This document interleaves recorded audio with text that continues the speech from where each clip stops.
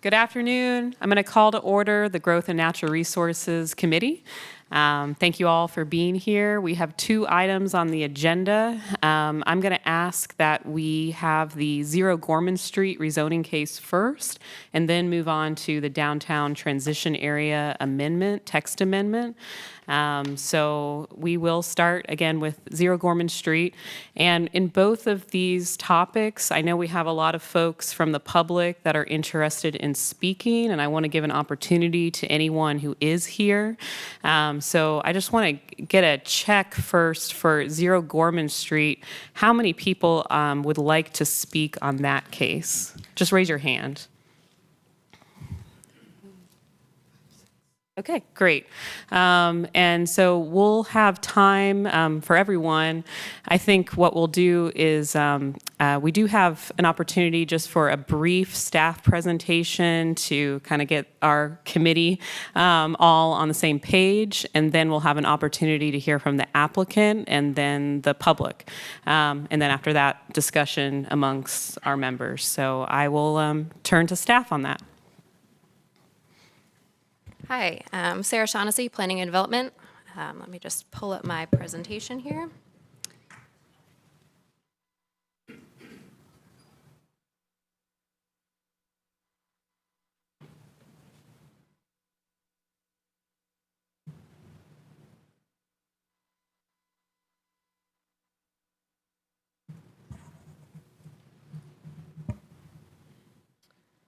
All right, hopefully this works. Okay, so again, Sarah Shaughnessy, Planning and Development. I'll just give a high-level overview of the case as it was discussed at the last City Council meeting, and then I have a little bit of information about the zoning history that you requested as well. So again, this is a request to rezone about 18 acres on the southeast side of Lake Johnson from conservation management with the special residential parking overlay district to residential mixed use 3 stories, green frontage with conditional uses and retain the frontage. The request is inconsistent with the future land use map, and again, Planning Commission moved this case forward with no recommendation.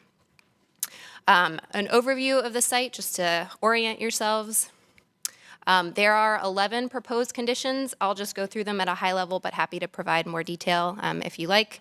Conditions deal with allowed uses, require affordable housing, restrict residential density to 140 dwelling units, provide provisions for some buffers and floodplain regulations, a multi-use path, tree conservation area, dedication of land to a conservation or a land conservancy or land trust, and then address some stormwater measures as well. So here's a slide that was presented at the last City Council meeting showing the rough impact of those conditions on the developable portion of the site. Lagging here. Sorry.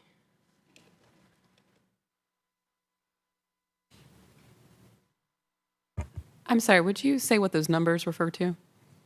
Sure. The numbers are the numbers that reference the conditions. So 5 is condition number 5, the required buffer there. Let's see if I can catch up here.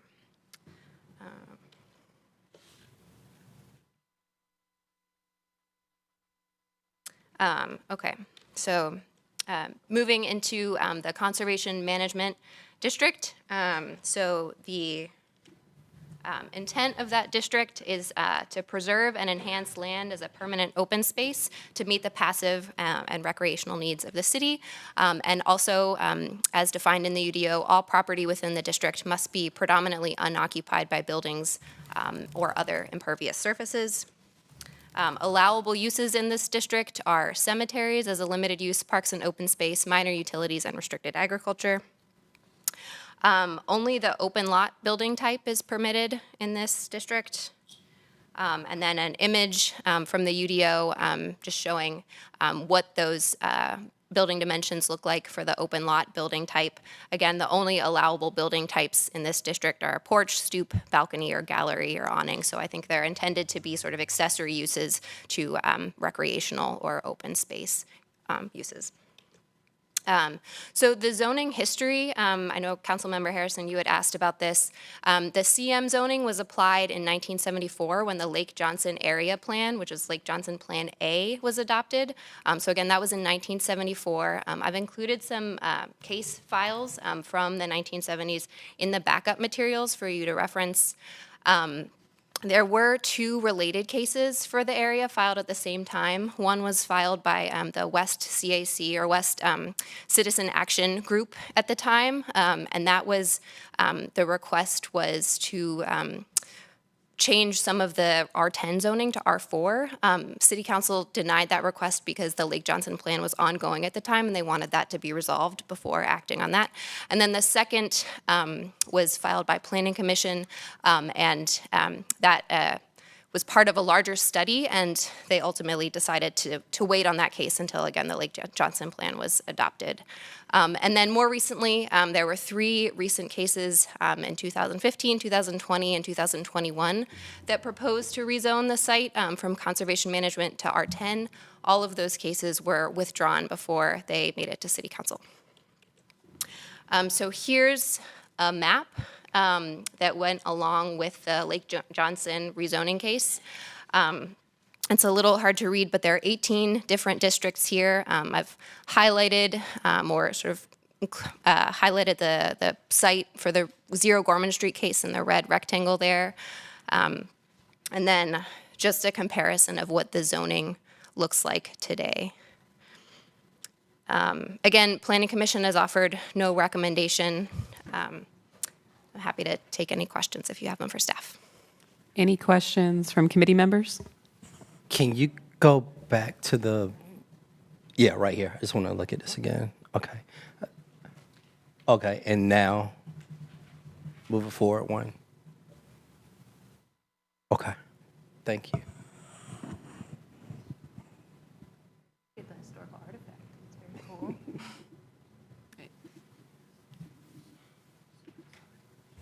Any other questions at this time? Okay. So I think we'll hear now from the applicant. And in terms of time on either side, if there's folks who want to speak in favor of this case, I'm going to say in total, let's have 10 minutes on the clock. And then also for anyone speaking in opposition, it would be in total 10 minutes, at least to start, so that we can kind of see where we are at that time. And if folks have more to say and we need more time, we can consider that. So if you can put 10 minutes on the clock. Okay, thank you. So I just learned that my presentation, I guess, didn't get uploaded. Could you put up your presentation? So Toby Coleman. Oh. Well, and I will just give an update for the members of the committee. I am in communication with Communications. Communications has an illness today, and so we are trying to make sure that we've got materials that have been submitted. So appreciate the patience, Toby, and sorry for the inconvenience. Sure. Well, truthfully, a lot of it was going to be backup, so I can make my presentation without it.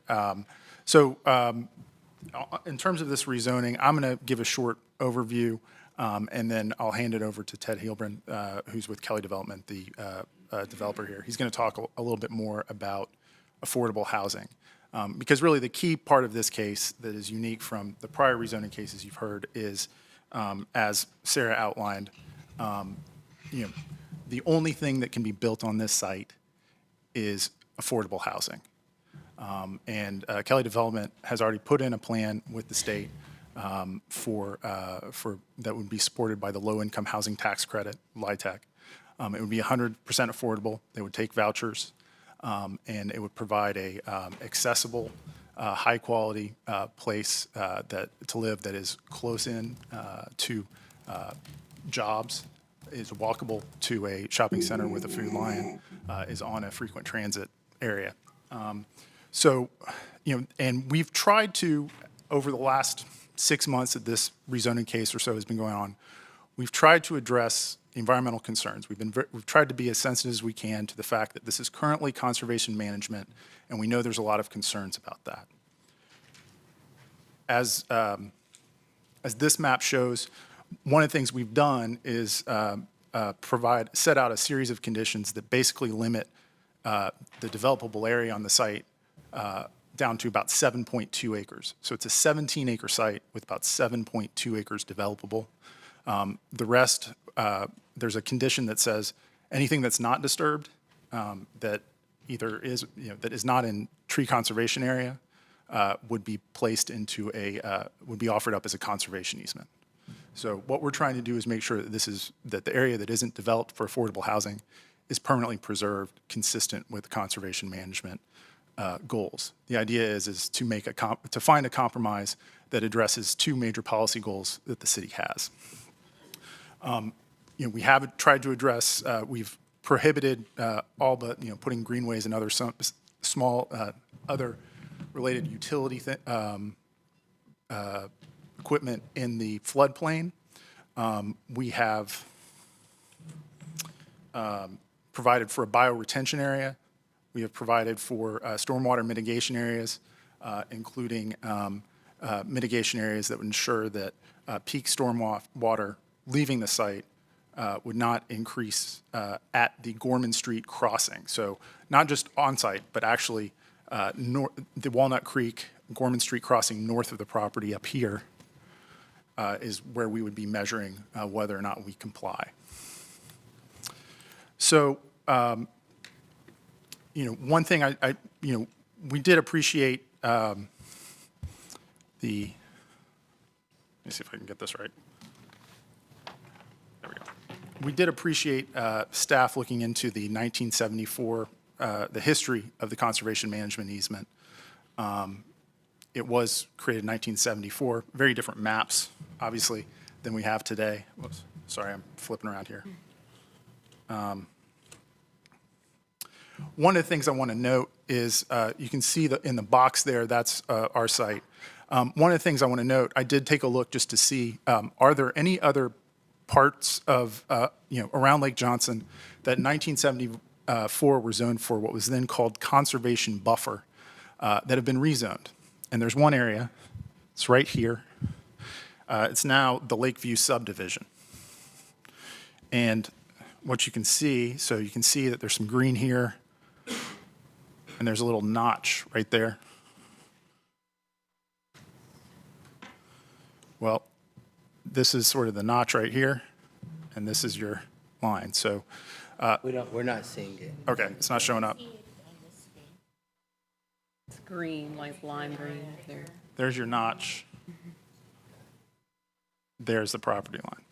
So there's a roughly, and it's very rough, but the overlay would be like that. So there was in 1985 a rezoning of conservation management to residential that allowed for some residential. Most of that is single-family residential and townhomes now. So with that, I will hand it over to Ted, who will talk a little bit more about affordable housing and the elements of what's being proposed here. I'm going to hand out a sheet. We've actually got a printout that just sort of gives you a sense of what would be included. Thank you all. My name is Ted Heilbronn. I'm the developer on the project. In the interest of respecting the 10-minute cap, and because I'd like to let our last speaker have some time, I'm going to hand it off to our last speaker here, who will introduce himself. Thank you very much.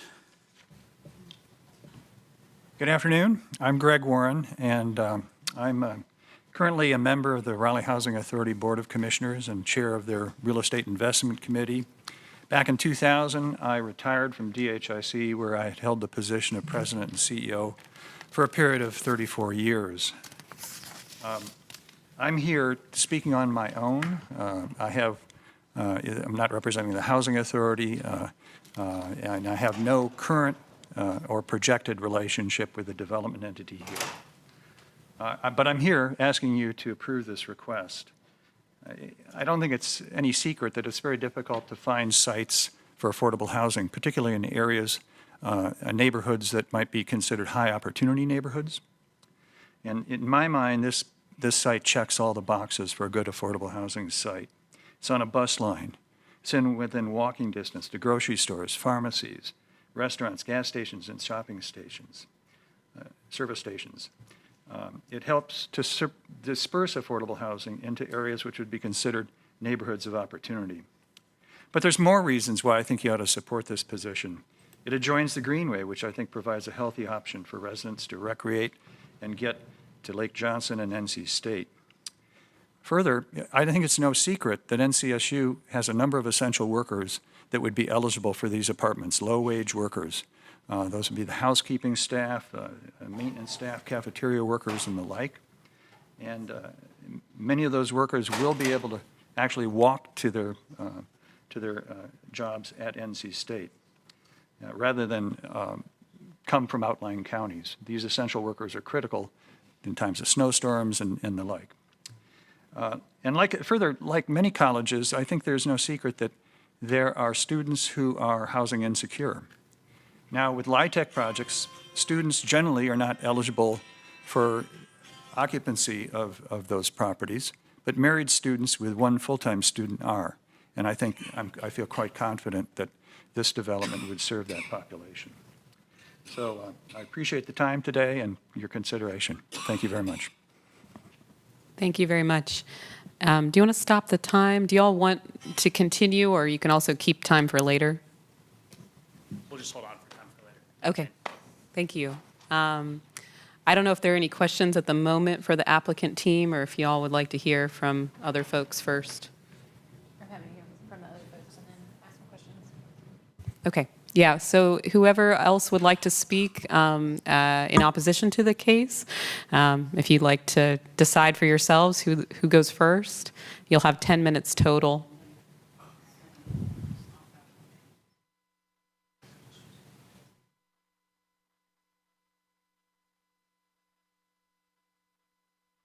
Good afternoon. My name is Michael Kendall. I'm a citizen of Raleigh. I live on 4601 Limerick Drive, and there is actually an affordable housing on my street. And so I understand very much fully the need for affordable housing in our city. It's a shame that as large as this county is, we keep running into these situations where we want to put affordable housing right against a flood zone.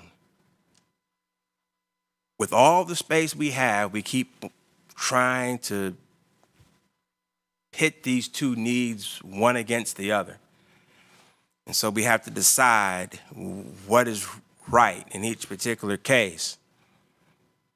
And so in this particular case, we recognize first, as was stated by the city staff, that this is inconsistent with the future land use map, that in '74, some people with some vision for what they wanted the city to be decided that this space needed to be for recreation for all of the citizens. That was decided at that time. Over and over, well, what happened around 2017 or so, 2015, around that period of time, the property was sold by the heirs of its former owner. It sits there with a tax value of about $78,000 for 17 acres because it's in a floodplain in overwhelming majority of the space. It has some buildable area, but what is being proposed is to take a little itty bitty area of buildable space, put in a whole bunch of fill, because we went out and looked at it, and we looked at how much of it they're going to have to actually fill and add walls and reduce the size of the creek channel. Everybody understand that if you reduce the area of the creek channel, that's going to provide less space for the existing water to go. And so, which is going to exacerbate downtown flooding issues. If we look at a map of Wake County, we will see, if we look at a flood map of Wake County, we will see that the overwhelming majority of this county is space that is not at all in a threat to flooding, doesn't have to be filled in order to be suitable building area, but yet we keep doing this. So, in addition to that, Gorman Street at this location is listed among the streets that are known flood streets. There it is. And so, yes, there is a grocery store in walking distance. But in the time of a flood, when things are most critical, that space will become impassable, creating a situation similar to the one that's existing for those residents off of Rose Lane, where when it floods, all of a sudden you can't get home. So in the time of flood, that street at Gorman does flood currently, and there's no plan to change that. And I believe Stormwater will all concur with everything that I'm saying.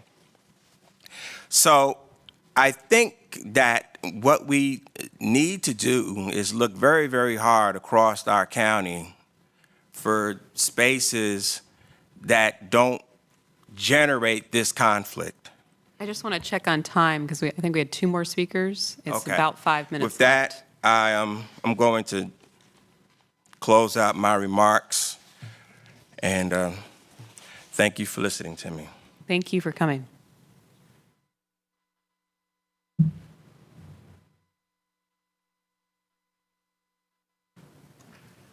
Hi, thank you very much for the opportunity to present today. My name is Samantha Kropp. I'm here on behalf of the nonprofit Sound Rivers that I work for in my role as Noose River Keeper. But I'm also a neighbor to this area. I live in the Walnut Creek watershed, and this particular proposal is adjacent to where I live. I did submit more technical comments on this proposal, so I'll just provide some highlights here. Essentially, we share concerns that have been voiced by others, including Partners for Environmental Justice, about the growing tendency to pit low-income housing against environmental considerations. In this particular instance, we're concerned because the choices between low-income housing and potentially increasing flooding issues in this particular area, which primarily our concern is that this will result in putting low-income community members in flood-prone areas. So as was just mentioned, not only is this in a FEMA floodplain area, but this is also recognized on Raleigh city maps as a very floodable area, Gorman Street, but also if you know these trails along here, if you go after a storm, they're often flooded. Not only is Walnut Creek a floody, flashy creek, but the tributaries that run through this particular development are also flashy, downcut, are receiving a lot of runoff every time we get a significant rain. And that's all evident when you just go visit the site. Additionally, I would like to point out that although we're appreciative of the developers setting aside of a significant chunk of this land, we would recognize that the parts that are available for development are in a significantly challenging area topographically. And as was mentioned, this would require a lot of a lot of grading and a lot of moving around of sediment, which is a concern not only from water quantity, but a water quality perspective. So what I would suggest and say at this time is that although we're grateful to see considerations for planning for such as the 25-year storm instead of what's required as the baseline, in a sensitive area like this, we're looking ideally for more to go above and beyond. And in this case, there could be much more done in the way of best management practices, both in on-site stormwater, also in the way of creating larger buffers for these streams that are not buffered. There's an 100-foot buffer in the plan provided for the Walnut Creek, but nothing for the other streams on site, especially the northern one. And a number of other best management practices that are available if this developer was truly seeking to minimize flooding impact in this area. But I would suggest that If the developer were truly hoping to reduce all additional stormwater volume, not just for the 25-year storm, but if we're thinking in terms of climate change, in terms of the future, we need to be thinking about the 50-year storm, the 100-year storm, then a lot more would need to be done in terms of on-site stormwater management, which would create challenges in this particular site.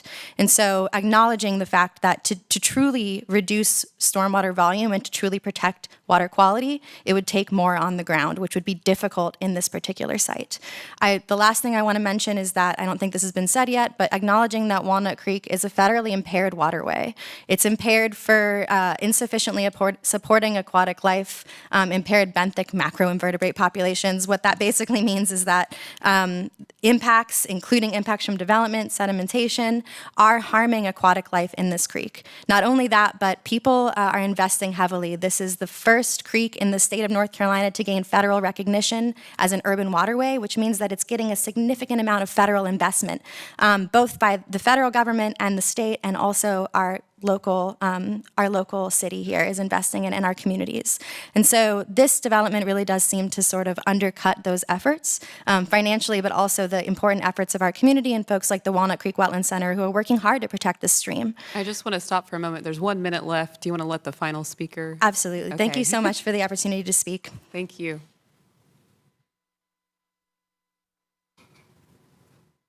Thank you. I'm Ann Franklin, Interim Chair, Partners for Environmental Justice. I just want to say one thing. If you establish permanent open space, it has to be permanent. Permanent lasts way past us. We haven't designated a lot of land in Raleigh that way. And if we decide to make all permanent open space vulnerable to redevelopment and rezoning, we're asking for work that I think is unmerited. Thank you. I hope you will deny this request. Thank you. Would the applicants or anyone in favor of the case like to finish their time or respond? Thank you very much. Amongst the 11 conditions are a number of conditions that address many of the things that were just raised. I think we all can recognize that there's a big difference between living 20 feet out of a floodplain and in a floodplain. So we're conflating in versus next to a floodplain. And the downstream flooding conditions, we've proposed conditions to address this. Most importantly, though, we've tried to communicate extensively with the PEJ, and we've asked for recommendations. We want to improve this project. We think in its best form, we're trying to produce a project that balances both conservation needs and affordable housing needs. And I think the conditions reflect that. And our ask is to our community partners to help educate us on what we can do to further improve the project, because we've made every effort to communicate, meet on site. We were a part of the site walk.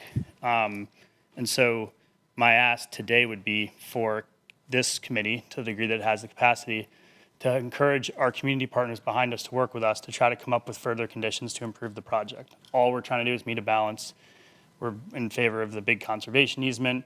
We're in favor of a number of conditions beyond what is already a part of the site plan. We've cut the unit count down by, call it 25 to 30%. And we just were looking for more education from community partners about what we can do to improve the project. So instead of coming up tonight and telling us what we can do to improve it here at the lectern, we'd love to sit down around a set of drawings and try to find solutions that meet this balance. So I guess I leave you with we're really trying to build affordable housing, and we're genuinely trying to balance the need for conservation on this site, and appreciate your consideration for the project. Thank you very much. Are there any questions or follow-up from our committee members? Councilmember Patton. Yeah, I've got a handful. It might start with staff, stormwater staff. I just want to make sure I've understood this correctly. So in the conditions, we've got treatment for the 25-year storm. Am I right in thinking they already have to do the 2 and the 10 regardless, and then because there's downstream structural flooding, they also have to do the 100-year storm? Is that true of this case? So they do have to do the, so they have to do the 2 and the 10-year storm. Because the site essentially sits on Walnut Creek, it's not more than 5% of the watershed from Walnut Creek at this area, so they would not have to go up to the 100-year storm because of the structural flooding downstream. Got it. So 2 in the 10. 25-year and is then more than- this condition treats for the 25-year storm, and that's the end. Correct. Okay, got it. And then while you're here, this other condition suggests that 25% of water quality volume has to be treated with GSI. What's the most ambitious GSI condition we've seen to date? Is it treating 50%? Have we seen that? I feel like it's recency bias because that was the last one that I've seen is 50%, but I believe that's the highest percentage we've had is the 50% one. But Okay. I can do some research on that and get back to you. Sure, thanks, that'd be Apologize. great. Okay, and then, so then maybe switching over to the applicant. It sounds like there are opportunities to go even further above and beyond in that you could treat for the 100-year storm, and you could also treat a greater volume of the water coming off the site with GSI. Have you thought about those? And if so, what have you thought about We're them? open to all of those conversations, but to date, our conversations about the site have been sort of negotiating against ourselves, right? Like, we'd love to find a middle ground that gets folks excited about the project, that sets a new line in the sand for conservation commitments that a development can make, but we haven't found a willing conversational partner. So to the degree that we can engage in trying to increase those commitments to find that middle ground, 100% open to doing that. Councilmember Patton, I just want to add to this conversation, and we might need stormwater to just clarify, but if we were to see this case increase, the amount of stormwater that they are able to treat, or, at a 100-year storm event, typically what that means is your stormwater pond is going to grow in size and that we're going to cut more trees down on the site. So there is a trade-off here in terms of this being a forested site and how much water we can treat. And if I'm wrong on that, I'd love to hear it. But that is, I think, some of the kind of weighing, at least that's gone back in my mind about this particular conversation, because I would love to treat it at the 100-year and to see GSI do more of the work, but I'm not sure that that helps us with the conservation of the tree area. Got it. Okay. And so if we weren't using GSI, then we could do an underground stormwater treatment. Is that?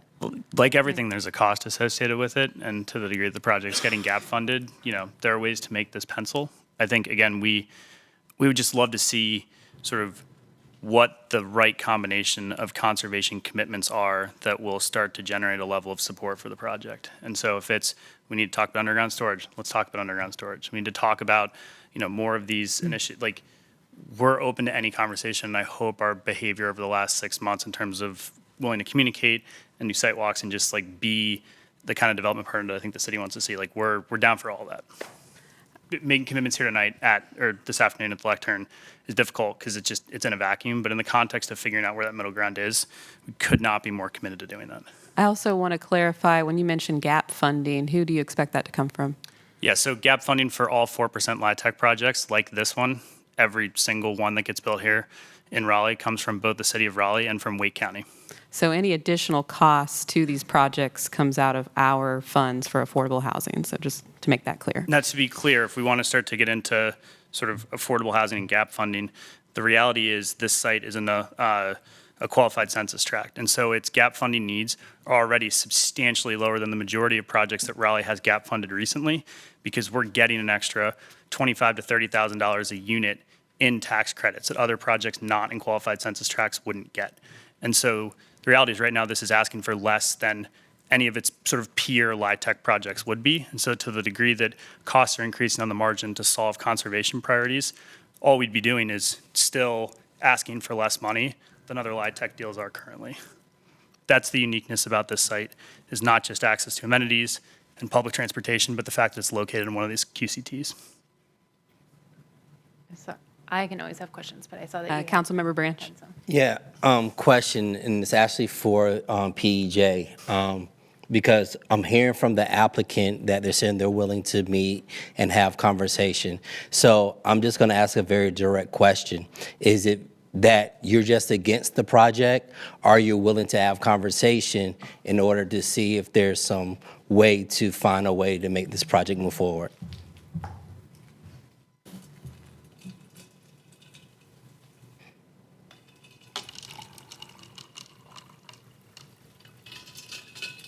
I have to say that I'm stepping beyond my board, and I don't really prefer to do that.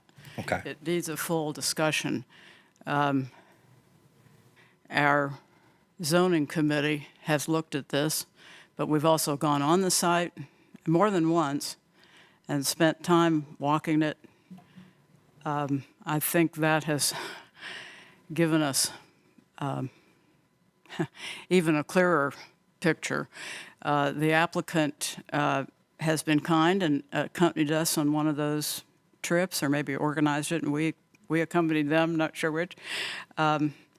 Today is the first day that I'm seeing any change to the conditions. They were not listed, or if they were listed online, I didn't spot them. I wasn't able to find that. I'm not suggesting that the new conditions address the depth of our concern. Okay. I'm thinking of Hymettus Woods. Do you know Hymettus Woods? It's a very small park on Wade Avenue. It's at the corner of Dixie Trail and Wade Avenue. And it has a creek going through it, has steep slopes, and I suppose there have been some proposals to develop it. But some green space that is permanent makes a difference in how we value our properties. So, you know me, I'm never unwilling to sit and talk with people, but I think the basics here are pretty clear. Okay. With what I just heard, and not to put their interim president, executive director, CEO, she's a woman of many hats, on the spot. I think we just need to give them an opportunity. I'm willing to at least give them an opportunity to have a conversation.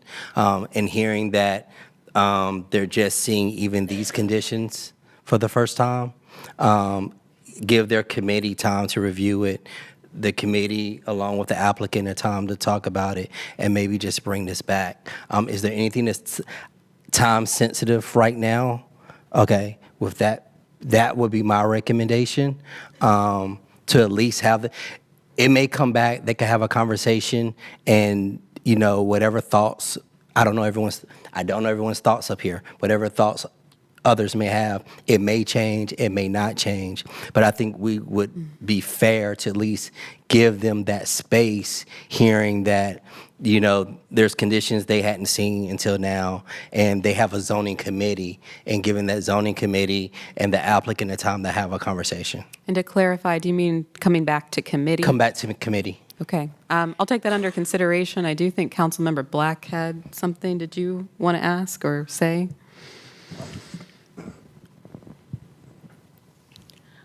This case really gave me heartburn from both sides, and I see why the Planning Commission didn't want to give us any recommendations on this. We had a case that was not similar, but similar in the same regard of, like, it's this continuous issue. The environmental justice side of me is like this continuous issue, as some of the speakers said, of putting affordable housing in flood-prone areas or areas that affect flooding downstream, because I think that's also the serious concern around here. And one of the things that I heard from, I believe, Sarah, she was talking about buffering around the other estuary streams that we have on site. And I just feel like there's so many smart people at the Partners for Environmental Justice. And like what Councilmember Branch was saying, I think it would be really, I would really love to see the PEJ be thought partners in what is happening, even though I know there are, like, some serious concerns head on, head first. I think this site has a lot of potential for a lot of things on both sides of it. It's very hard to weigh it for me right now, and I really am, part of me is just really like the moral side of me, and the other side is like I really want to see what conversations can come out of working with the PEJ, and I know there is a sense of collectivism and it has to all come through the board, but I would love to see that conversation like happen and take place, and maybe like get some recommendations that are guided by the community that has been here fighting for this federally recognized watershed, as we talked about, to see if there's a way to like really like have me feel like completely yes or completely no about this, because I hate being on the fence. Yes, that's all. Yeah, I'll just add a few comments. I really do thank the applicants for what they're trying to do in terms of affordable housing and the effort they've gone in terms of conservation. This is not an easy site. When they first brought it to my attention, I said, could you do this elsewhere, please? And let's keep talking. But, you know, this is the land that they happen to own. I even have asked our city staff to look at opportunities for trading land. I would love to trade a site if we had it available in order to keep this area in conservation. And so, yeah, as Councilmember Black mentioned, I too experience heartburn on this particular case. So that's the fun, I guess, work of being a city councilor. We get a lot of that. But I would appreciate, I think, an additional conversation between the applicants and PEJ. But I would say if that conversation could be a little bit broader, you know, both about this case, but also about what is it that we want to see when it comes to affordable housing and environmental conservation? What are the issues that we all want to be thinking about? I really respect the work of PEJ. You know, as someone at NC State, works in the College of Natural Resources, I've had the pleasure of kind of, you know, coming into their orbit a number of times, and I just respect the work that they do and the role that they play, especially for Southeast Raleigh in communities that have seen flooding, you know, year after year, and trying to reduce those impacts. So I don't want to be part of that problem. I'm just going to check on terms of your recommendation, Council Member Branch. Does it matter that it comes back to this committee if they have their conversation, or could it come back to council? I think it needs to come back to committee to have a conversation about what they talked about. Coming back to council, more than likely, it's going to come back on paper, and there's going to be asked, do we have any questions? And then go from there. So is there a motion or not a motion? I think we can have real dialogue if it comes here. Yeah, Councilmember Black, then Patton. I have a question for you, Ann. When is the next time the board meets? Is this something that you guys have talked about? Because the timeline, if it's coming back to the next committee, would be the last Tuesday in January. Do we have 1 month. February. You'd have 1 month. February 27th. February 27th? So that date. I think our board has been very clear, and I am not offering that. I think we've had opportunities to talk, and if I saw opening, that's what I would represent, but I'm not seeing that, and I'm sorry if I implied that. Okay. Well, I mean, with that, I mean, again, maybe I misinterpreted. Sounds like they don't want to meet, so I'm open. I'm saying, but based on the information we had today, I was asking, sounds like they've met, they're out of meetings, if I can interpret what I'm hearing. So with that said, that was my suggestion, trying to find a way to find that balance between the need for housing, the need to protect the environment. I put it in the hands of my other three council mates, and y'all figure out what we want to do. I tried. I see a signal from the audience, maybe. Would you come up to the microphone?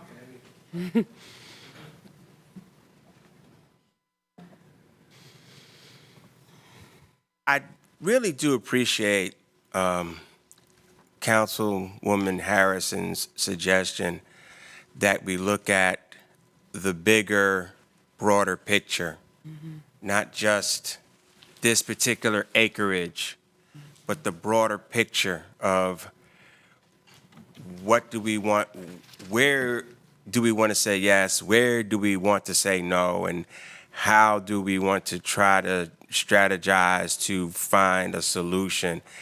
And so I really invite that conversation. And that's my point. I appreciate that. I mean, I think that would be a really valuable contribution and the type of conversation that this committee could, definitely benefit from.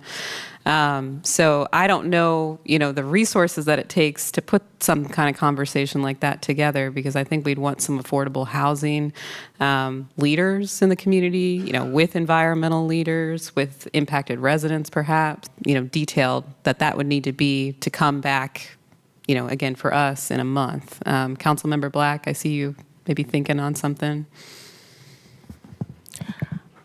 I don't know where we're gonna get in a month if if we're coming back at it by the end of the next February and conversations haven't happened. My thoughts around really wanting to see that conversation is kind of what you were saying. It was be as big and bold as you can think about what could happen on this site to make it something that would work for not impacting the watershed as much. And I'm hearing maybe that's just not possible, but I don't know if that has been a conversation that's had in collective around what could the bargaining that could happen around the two thoughts. So it's hard to imagine where we're going to be in a month and what sort of recommendations to make for this. And I'm curious to see other people's thoughts on it. But I did think Sarah brought up some really interesting things. She was like, if it does happen, it has to have these things. Mm-hmm. And it doesn't even have these things. And I think that's something that the developers would like to hear. Mm-hmm. Just a moment, Councilmember Patton has something. I will say we could facilitate that conversation. We could invite folks to come to this this committee meeting and be the, kind of facilitators of that. I'll just put that out there. Councilmember Patton. Yeah. So it sounds like we kind of have these two conversations going. So I sort of think we should make a new agenda item, which is a broader convening of thought leaders in both the environmental and the affordable housing space, so we can figure out sort of what's the bingo card of how to make good cases when we're faced with this type of arm wrestle, which we almost certainly will be faced with again. So I feel like that we can take that on as a new agenda item if it's the will of the council. And then we have the matter before us. And it sounds like Partners for Environmental Justice are feeling like they've kind of run the conversation to ground. Sam, at the risk of putting you on the spot, do you think that Sound Rivers would have any interest in you mentioned some things in your comments that were technical additions that could be added to the case that might improve it. I wonder if that's something your organization would be open to taking up. My bad, I was calling you Sarah. That's okay. You're not the first. I think what I was trying to express in that time, and probably not so well, was that we would like to see an application in a sensitive place like this go far above and beyond the baseline in a number of categories related to stormwater and also related to sediment and erosion and tree preservation. Right now, we do not see that happening. That said, given the difficult structure, topography, hydrology of this area, it would be very challenging, we acknowledge, to adopt all of the stormwater regulations that we would want to see on a site like this without having those sort of cost-benefit trade-offs that you were talking about. Bigger retention ponds mean less trees. Bigger riparian buffers mean that the developer would have less land to develop on, and it makes the proposal less feasible. And so, I think it would be interesting to see what they could come up with. That said, we, are with Partners for Environmental Justice on this, that we don't really see a way in which they could sufficiently address our concerns on a site like this. So we would say, we do not support development of this particular site in this way. I'm going to make a suggestion, a motion, that we do have a committee meeting follow-up to talk about these broader conversations around environmental implications of development and specifically the intersection with affordable housing in the city. I want to make sure that our staff feel comfortable in bringing some of our kind of best practices to the table and that we have time to look at those. Yeah, Councilmember I want to say something just based the way the committees and things are set up. Even though we want to bring this item, we will have to take it to council to make that request and do it that way. That's any committee Right. will have to do that. Now, the caveat to that is we actually have an existing zoning case, and if we wanted to have that conversation in relation to the zoning case, we could have it. Am I, Madam Assistant City Manager, Deputy Manager, is that, because it's about the case? Yes, I mean, so you have already had a referral to your item to discuss the merits of this case and the policy support that's identified. Now, when it comes to zoning, the zoning action that's before you, it's really your comprehensive plan that gives you guidance. Now, at your retreat, I believe you will be talking about this upcoming weekend and going forward. I think there's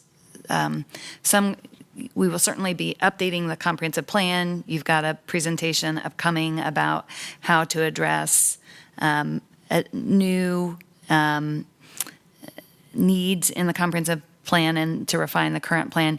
You also will be discussing the city's affordable housing location policies and strategies. That document is going to be going through an update process. You have a presentation that will be coming to you on that as well. So you certainly can cover ground that's related to the referral that's already to you. You can request an additional referral of a new item to this committee.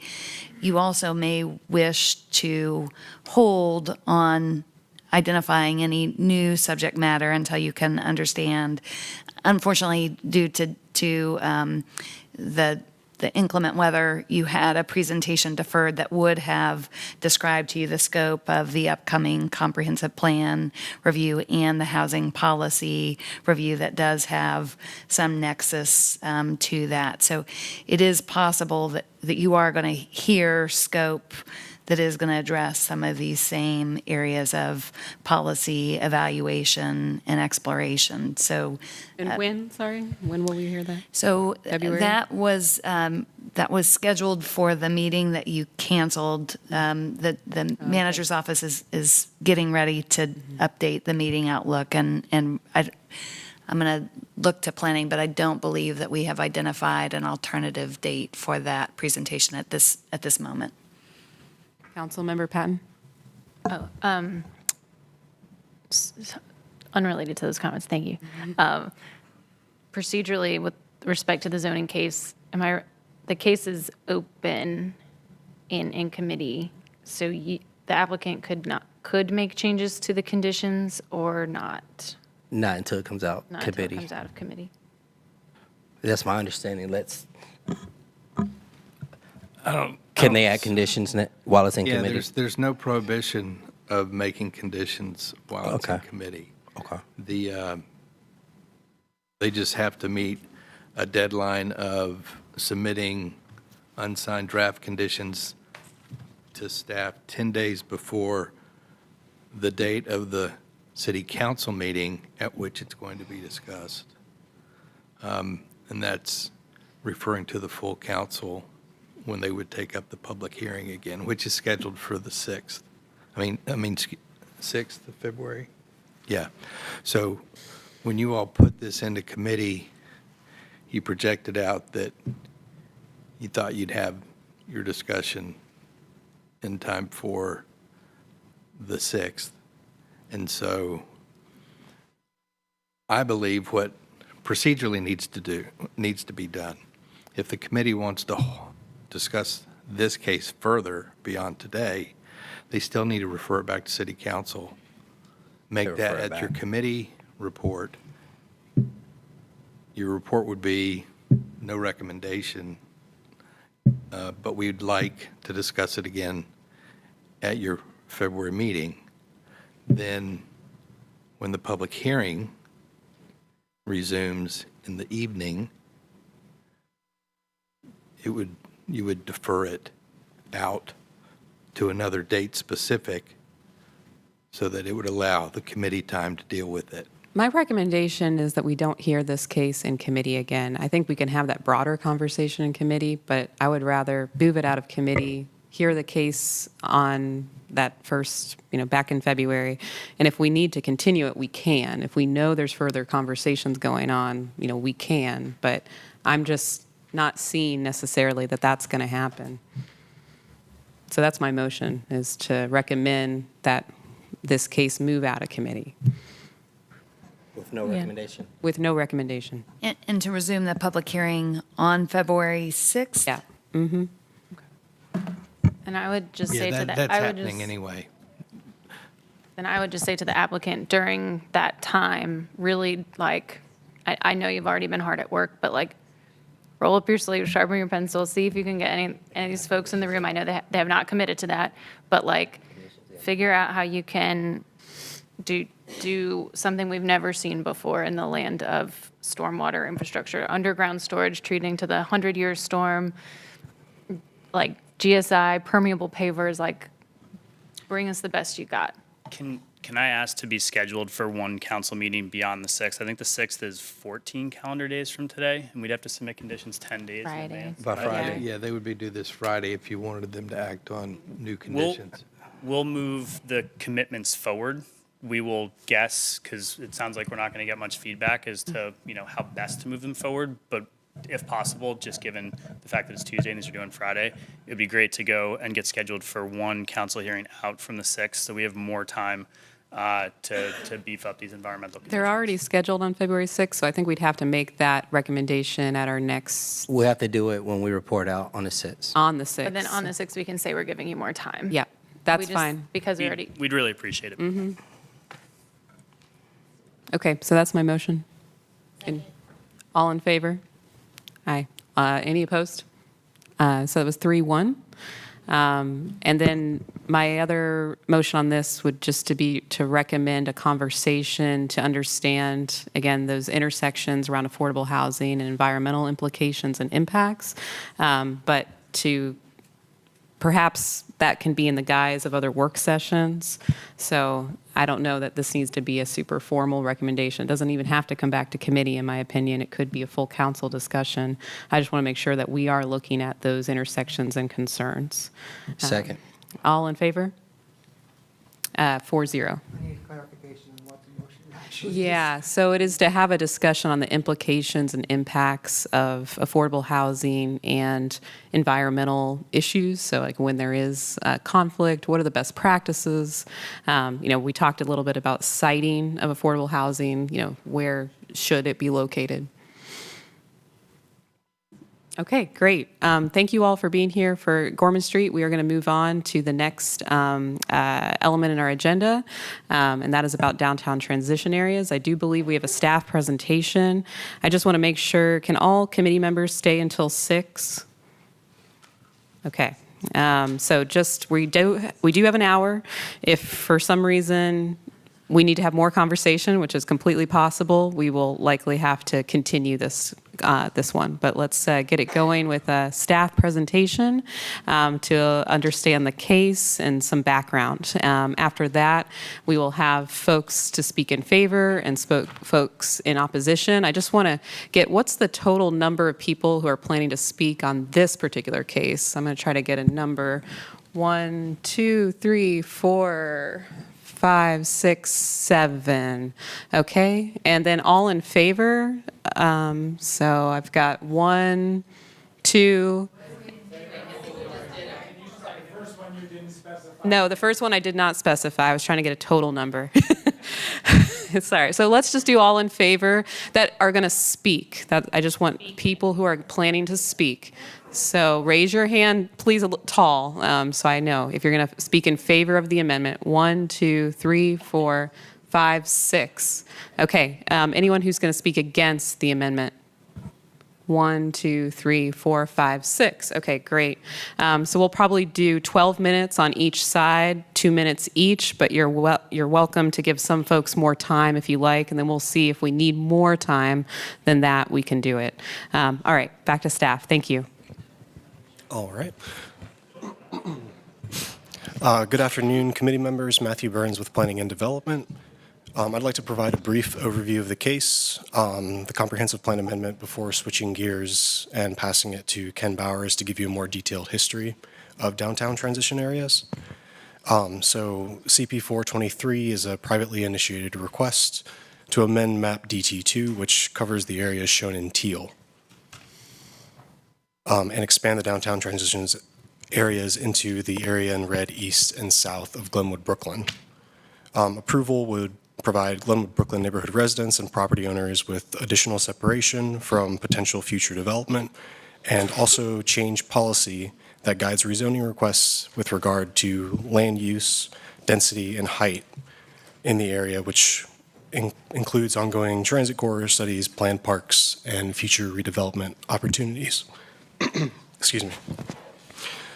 On September 12th of last year, Planning Commission recommended denial of the request, and then on November 7th, the City Council opened and closed the public hearing and then referred it to this committee.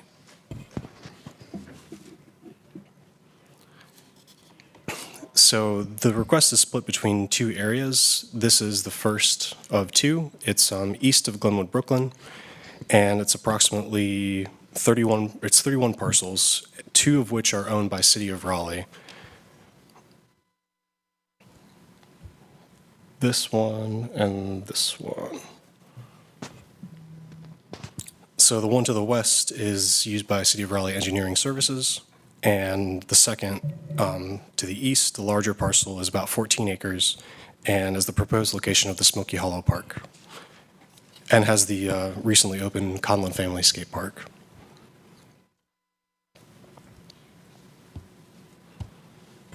The second area comprises 13 parcels at the intersection of Glenwood Avenue and Peace Street, south of Glenwood, Brooklyn.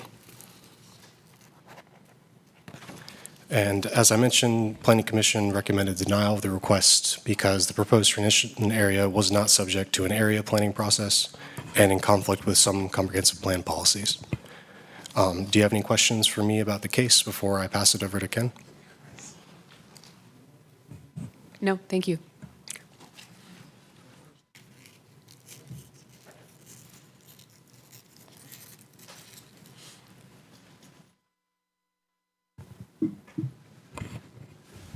Good afternoon. Ken Bowers, Planning and Development. I was asked to try to delve back into some ancient history because I'm ancient enough to have been there at the time. Thank you. But this is not based on my memory. This is based on my review of the documentation that we never deleted off the server, so it's still sitting there to peruse. So I'll talk about what the map and policies say. They are essentially unchanged since the adoption, so I'll show the version that was adopted in 2009 versus current. Go a little bit about the process of how the map came to be, what its origin was, what it was in response to, and where it appeared in the plan drafting and adoption process, and then briefly touch on some related transition policies and standards. So let's see. This is the current map in the comp plan. This is the policy language. And it talks about residential density. It talks about directing high-impact uses such as theaters and destination nightlife and retail and sports and entertainment uses away from these areas that are colored in blue. I'm sorry, this is what was in the original plan. This is how it reads today. And the last sentence here is the one sentence that has something to say about building height, and it's not really specific, but it does say where existing zoning overlays are mapped, the height guidance in those districts should not be changed outside of an area planning process. So what are the overlays that the policy is referring to? Well, at the time that the comp plan was originally adopted, there were pedestrian business overlays over Glenwood Avenue and P Street that were regulatory. They had height guidance in them. And then there was also the North Boylan NCOD. There was a PBOD off of West Morgan Street as well that had height limits in it. The PBODs are no longer in the code. They're no longer on the map, but the North Boylan NCOD still exists. So the timeline for the comp plan adoption was in beginning of December 2008, we put out a public review draft, and it was live for 2 months, and we took public comment on it through a variety of means, but largely through an online portal. I think was our first use of online commenting. And we got 1,272 comments logged in a spreadsheet, which were processed by staff. And by process, I mean we responded to every one of them individually, made hundreds of edits to the plan as a result of those comments. And then in March, there was a public hearing. And at that time, the adoption process was different than it is now in the UDO. There was a joint hearing of the commission, the Planning Commission and the council that at the start of the process, as opposed to at the conclusion of the Planning Commission review. And we logged a bunch of comments post-deadline and as part of the public comments that were made at that, and created another spreadsheet of 433 post-deadline and public hearing comments that were then processed and became part of the review process. Through April and July, the Planning Commission did a review and they worked through all these comments, tried to come up with resolutions for every one of them. They sent their recommendation to the City Council. The City Council did their review over 3 meetings, and then on September 8th in 2009 adopted it unanimously. The downtown transition area map appears here. It was first introduced in response to Planning Commission review in June, and then makes its first public appearance in July, so towards the end of the Planning Commission review process. And it was originally in response to comments from the Hillsborough CAC in the University Park neighborhood, and they were primarily concerned with the extension of the downtown planned district east of St. Mary, or west of St. Mary Street towards West Morgan Street. They had a number of requests regarding the future land use plan. Staff's response was to try to come up with some language in a specific map that would talk about these transitional areas on the edge of the downtown. And once that concept was introduced, it was then applied to other parts of the downtown, including the areas bordering Oakwood and South Park. And at the time, it was called an edge areas map. So this is the language straight off the presentation slides from the July 14th meeting, and it talks about the introduction of a new edge areas map to address issues raised by the neighborhood representatives in Hillsborough CAC and University Park. On August 31st, there was a city council meeting. This was among the issues that came up. The memo from that meeting, the backup memo, refers to ongoing dialogue with the neighborhood then known as Cameron Park, as well as representatives from the South Park neighborhood.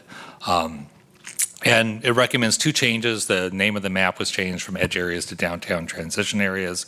And then the geographic extent of the downtown transition area was expanded as part of the council review. So this was the map that went to Planning Commission on the left, and the final adopted map is on the right. And just to point out, on the west side of downtown, there wasn't much change. The governor's mansion, for reasons I couldn't explain, was put into the map as part of the council changes.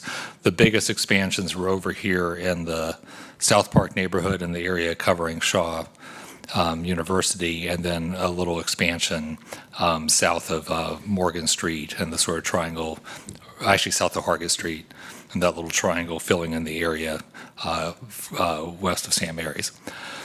The transition area policy map, as I said, is one of many policies that deal with transitions, and I've just tried to do a slide that summarizes all the specific transition policies in the plan. There's 4 in the land use element.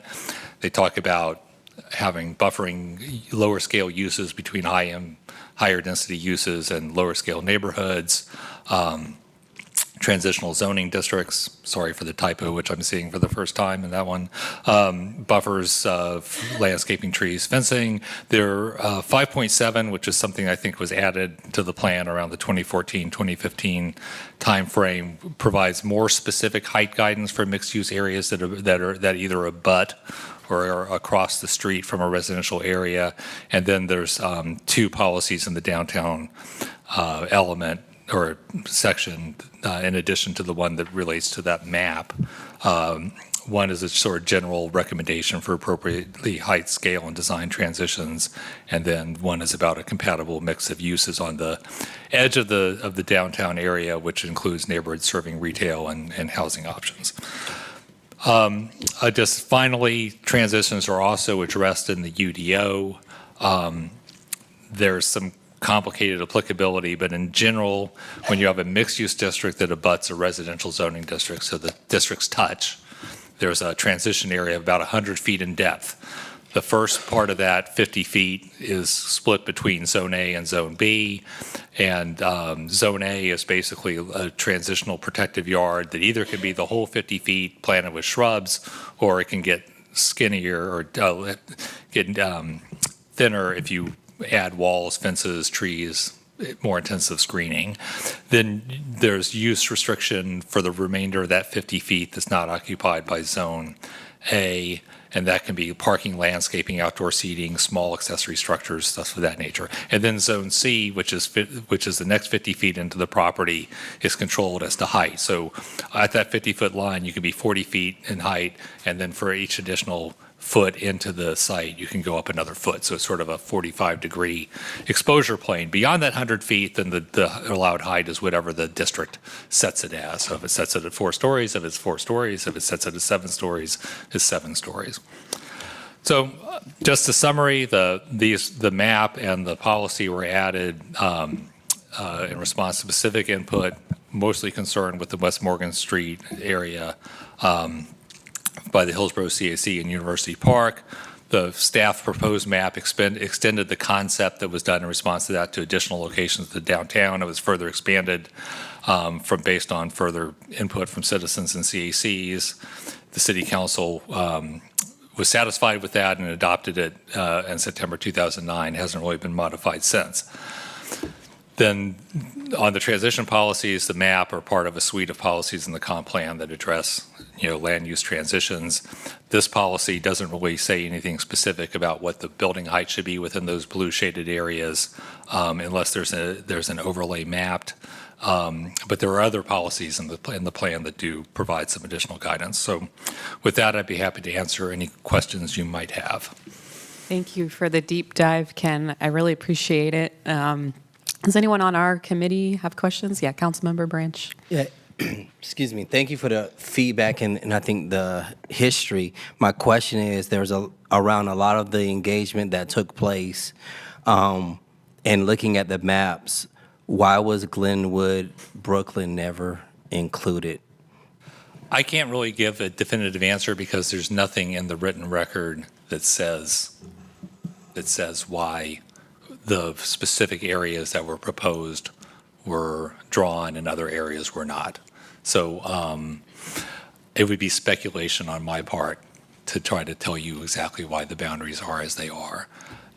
All I can tell you is that, at the time the plan was done, we were responding to specific comments from engaged citizens and kind of drawing the map accordingly. Okay. And my backup to that is based on, I guess, DT 114, area plan is now required for transition. Is that what that states? What it's saying is that if you're going to change the height guidance that's embodied in a overlay district, you need to have an area plan to do that. You shouldn't do it just through the rezoning process. That's what the policy recommends. Of course, it is a policy recommendation that the council takes under advisement when making a land use decision. Okay. Thank you. Thanks. Councilmember Patton. Yeah. Thanks for this. We've gotten a lot of good public history today. It's been awesome. Do you know when the Glenwood Brooklyn neighborhood received their historic designation? No, but it was well after this period of time. I think it was also around the 2016. Thank 2016? you, Yeah. audience. Yeah. Okay, helpful. And just to reiterate, if this were approved, this is not regulatory. This doesn't regulate heights. This is just provides some guidance. That's right. Okay. And I'm just going to summarize a few things that I heard. So this policy, DT 114, it doesn't contain any specific targets for building height unless there's an overlay, although there are other policies that might give some of that guidance. So it kind of depends on which, I guess, guidance that you look for to specify there. I do want to note that there were some active organizations in the past that helped to establish the downtown transition areas, it appears. So like the Hillsborough CAC or the Central CAC, and perhaps the Glenwood Brooklyn neighborhood just wasn't active in that same way, is my guess. I mean, there might have been very active folks, because I know there were, but perhaps just weren't focused on this topic at the time. Yeah, I mean, that's entirely possible. Yeah. Again, I went through all the comments the spreadsheets as part of preparing this and couldn't find anything in the record specific to this issue as it related to Glenwood, Brooklyn. Although I know there was a lot of interest because, the nightlife uses in proximity to the neighborhood were an issue at the time. Okay. But at the time, there was less, very tall residential structures were not a thing at the, so much in Raleigh at the time because the downtown market hadn't really gotten there. There was a kind of a condo boom in the late aughts that was cut off by this time, and then most stuff that was going on was mid-rise. Okay. And can you go back to, I don't know if it's a slide in this presentation or the prior one, about the uses that are not appropriate in a downtown transition area? Could you explain, let me see how it's written. So theaters, concentrated destination nightlife, and retail and sports and entertainment uses should be directed away. So again, it's guidance, it's not regulatory, but I do want to note in this particular amendment, there are two areas that have been proposed, Area 1 and Area 2. And if I have them correct, Area 2 is south of Peace Street, and there is currently, I would say, destination nightlife in Area 2. Yeah, I think going back to the map in Matthew's presentation, that area south of Peace Street on the That would be Glenwood South, yeah. east side of Glenwood Avenue definitely has some nightlife in it today. The Raleigh Beer Garden is there, and Okay. I can't keep track of the. There was The a play- Alchemist when you're going out on Saturday night. There's been a yeah. rotating cast of bars in some of those buildings, and I'm not much for those types of establishments in my current stage of life. I understand. That's fine. I just want to make sure that our committee recognizes that there's two areas of consideration in this amendment, and we do have the opportunity to, look at both of them either together or separately. Councilmember Patton? Yeah, I just wanted to, building off of that, kind of get in the weeds on what it might mean to be directed away from the transition area. Like, does that literally mean like the egress of the building would? No, I open think to it meant that. Just mean don't use that. that Again, use. the comp plan is mainly a tool to guide rezoning decisions, or at least these types of policies. Their primary impact is there. So directed away means go over to Glenwood Avenue. Don't be on Boylan Avenue. Just suggesting like not stay having away that from. use at all. Yeah, so in stay those closer to the core of downtown and away from the edges of the area. That's what it meant to be directed away. It's kind of encouraged to be somewhere else. It's another way of phrasing it. Okay. I think that's all for now from staff, and unless you have anything else, Ken. No, Okay. I do not. Thank you very much. Really appreciate the effort. I want to call up anyone who is in favor of this amendment to speak. And I'm guessing, Roy, that you might start.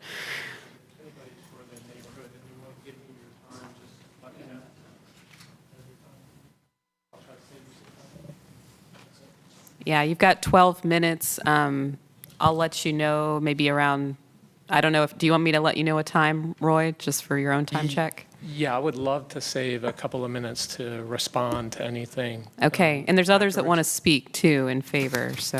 There are, I think most of them have said that I could use. Okay, their is there time. anyone who wants to make sure they get to speak in favor? Okay, then, I left you a packet. I'm happy to give him most of my time.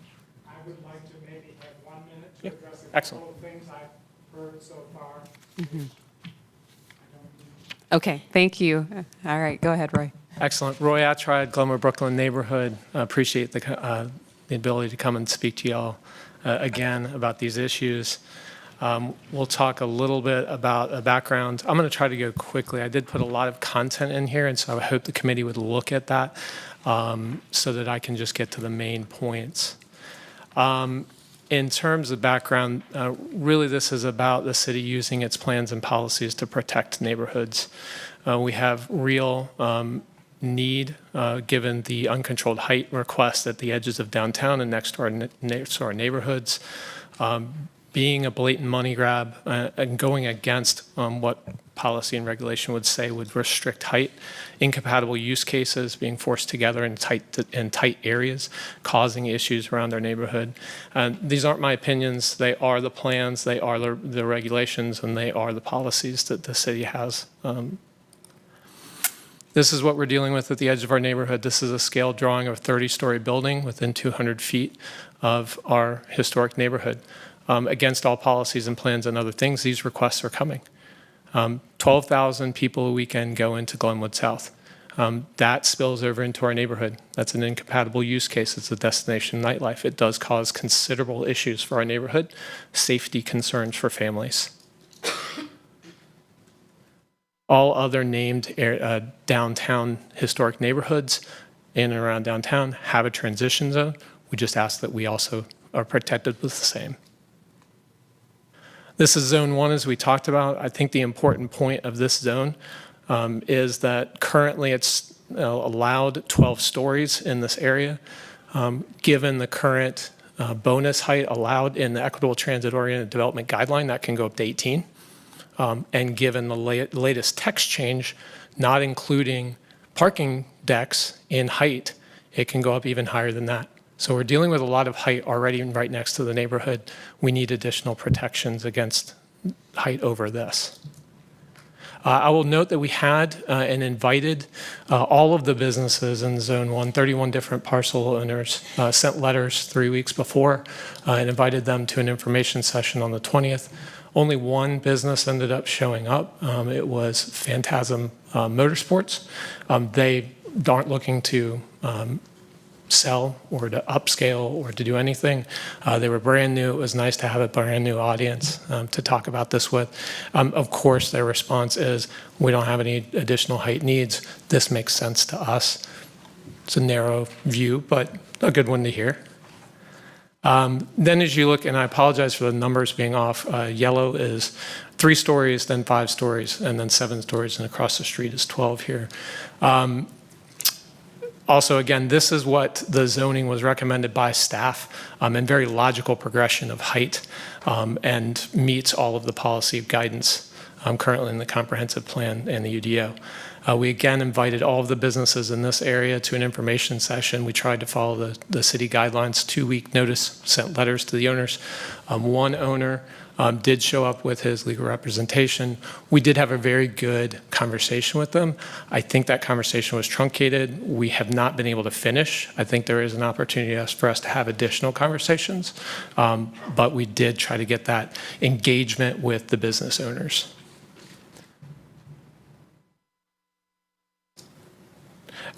Just want to remind folks that the comprehensive plan was based on a population target. We're currently under that population target by about 100,000. Given thousands of rezoning cases, we may have also met our housing target for downtown. Pause on this slide here. I went through it quickly when we went to when we were at City Council. It's just an important progression of how these different guidances are to be used. And each one, the future land use maps, talks about using additional policies of the comprehensive plan to inform detailed decisions around it. Then the recommended height use table also says these are preferred height ranges, but heights should be based on context and, again, comprehensive plan policies, all pointing to higher fidelity guidance coming from the policies themselves, and then the highest coming from area plans. No matter what you look at these areas for, transportation, differing densities, heights, use cases, historic preservation, these are all specifically spoken to in the comprehensive plan as to what should be put forth.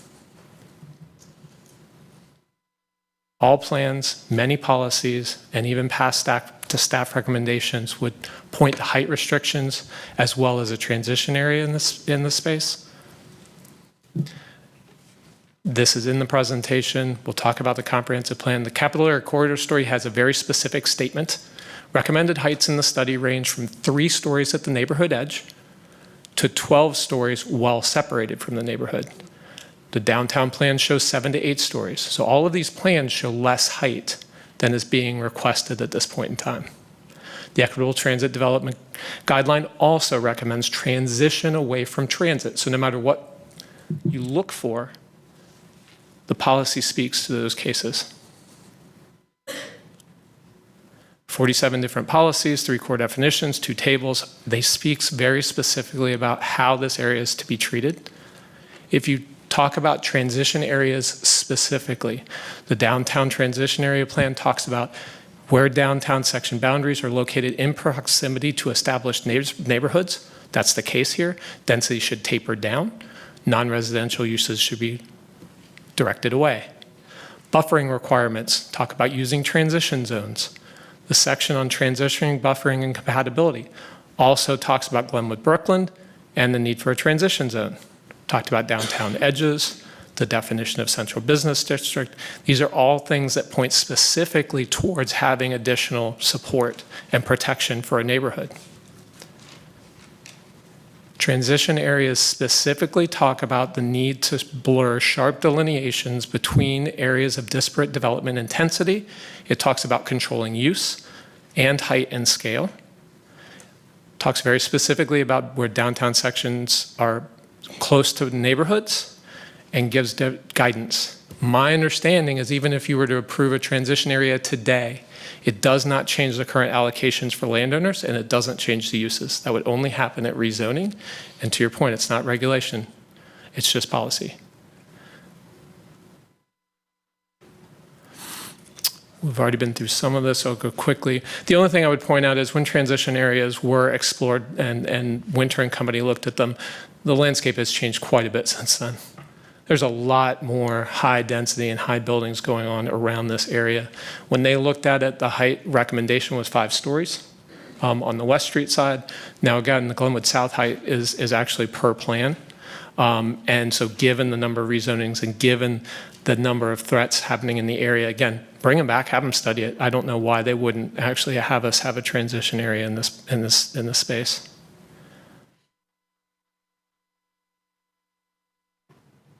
There was another aspect that was talked about, the buffer on the west side of West Street being enough. It's not. That was actually enough when it was at 5 stories. Now that we're talking 12, 18, or 20 stories, we need additional buffers. A 30-story building, 200 feet from a resident, you would have to look up 70 degrees to see the sky. That's a wall of a building. I don't want you to read these. These are all the policies that speak to transitions.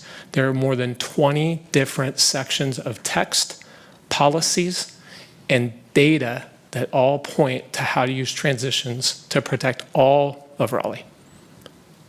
I don't want you to read the historic preservation policies, but you should. There's more than 27 different text sections and policies that talk about how to protect historic neighborhoods. Staff has recommended height in these areas, and 12 stories is even over that. It's just important to note that the staff mentioned about 12-4 and 12 against in terms of whether this is consistent. It's actually not. Underutilized sites in downtown, providing downtown development opportunities, expanding downtown affordable housing, transit-oriented development, compact development, they don't require more than 12 stories. Density development, there's a huge amount of density that can be done in this area, so it's not really inconsistent. I'm going to pause there. And there's plenty of information. You know, I love to talk in front of y'all, and I love to get the opportunity to share the knowledge that I've spent now 2 years developing. And I would welcome any questions or thoughts, but I do want to reserve time. Okay, we'll hold time there. And I believe, Mr. Niles, you would like to speak?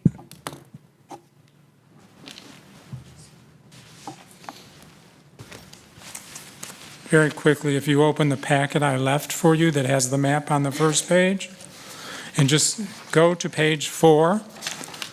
Mr. Bowers used the term abut, and if you look at the 2 policies on page 4, DT 1.12 and 1.14, the actual words used are adjacent and proximity, not abut.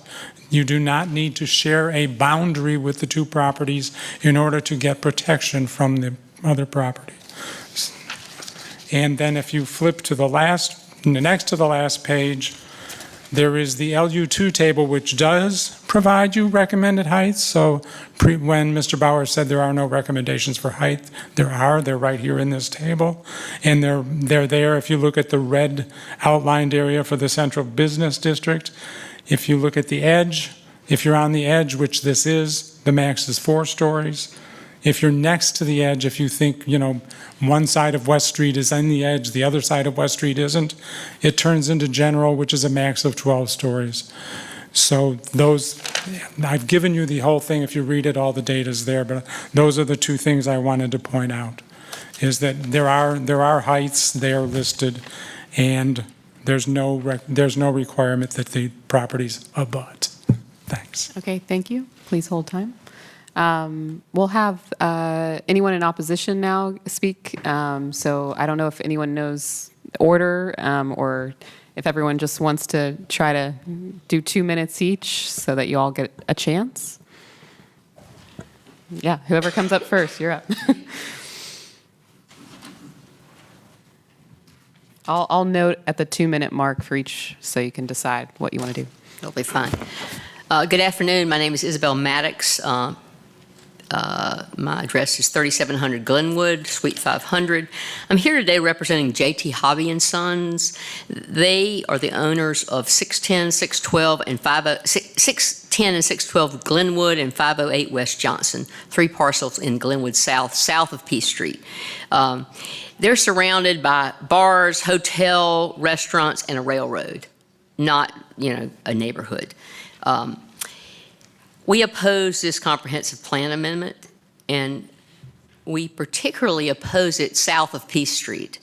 If you look at the maps that Ken was showing earlier, you can see a clear intent to have a major transportation corridor, north-south corridor, which takes into account Glenwood Avenue, Dawson and McDowell, the railroad, and Capitol Boulevard, just going north and south in the city.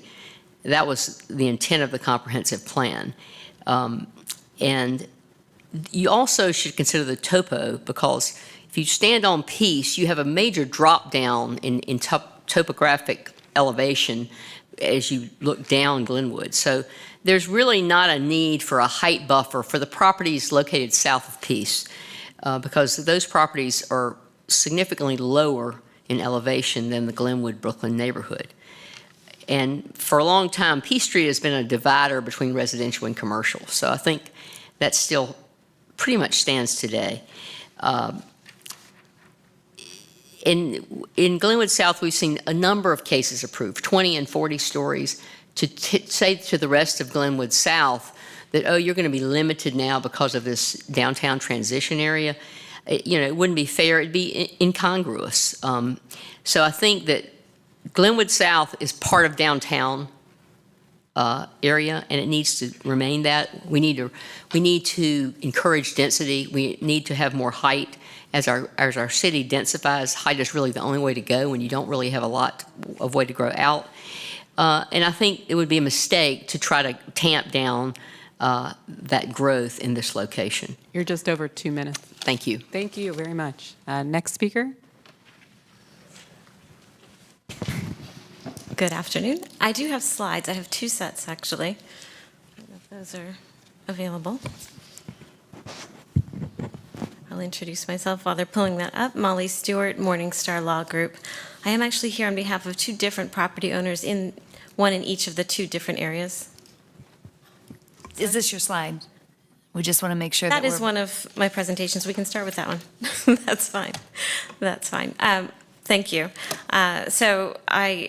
This presentation, for this one, I am here on behalf of Raleigh Development Company, property owner along Northwest Street. And you see here in this slide an area that's been a subject of a lot of discussion, why the Central Business District sort of pops up from Peace Street the way it does there. But if you zoom out here, you get to the Capitol Boulevard corridor plan, and here you can see that larger, more intense commercial connection that was always intended for this area. So it is part of something much larger. The future land use map does provide buffers through this area through the use of non-central business district designations, other mixed-use districts. This slide shows the character of the existing downtown transition areas that we have. They are generally, they have similar types of uses to what exists outside of them. These are the existing conditions along West Street. So something very different, something very new, and a type of area to which the downtown transition has not been applied historically. So one of the portions of the policy that you've seen says that non-residential uses with the greatest impacts, and some examples of those are given, should be directed away from these areas. On the left side of your screen, you see uses on Northwest Street that are primarily industrial in nature. It's hard to imagine that wouldn't be included in that list. And on the right side of your screen, you see not only the concentration of nightlife in Glenwood South, but then also starting to extend up Northwest Street as well. So this is the existing character of the area. So this policy would represent an intrusion into long-established uses in these areas. Can we switch to my other presentation, please?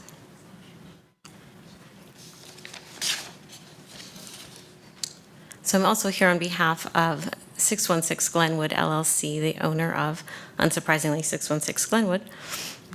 And this is in that block just south of Peace Street.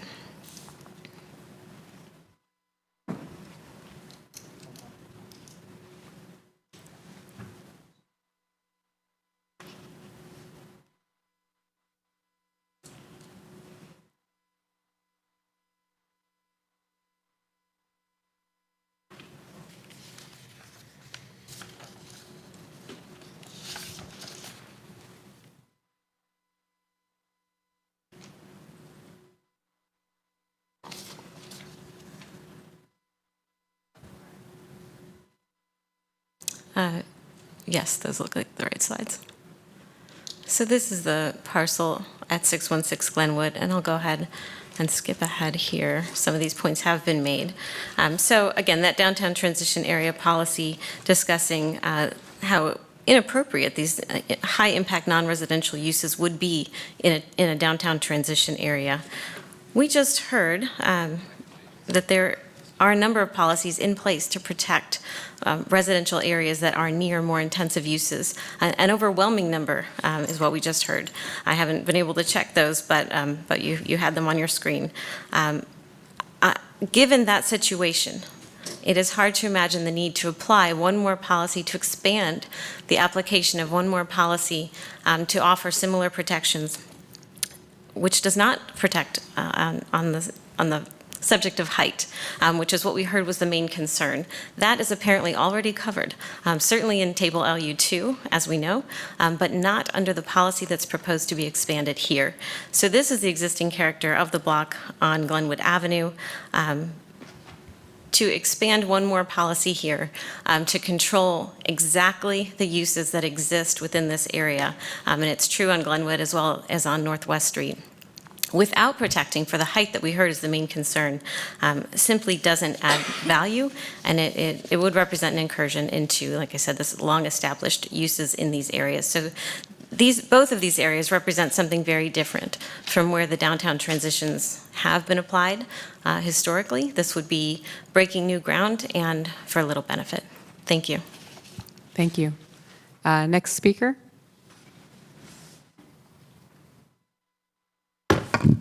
Good afternoon, Andy Pettish, Pettish Law, 127 West Hargett Street. I'm here on behalf of 509 West LLC, Blue Ridge Realty Incorporated, which owns property adjacent to the Area 2.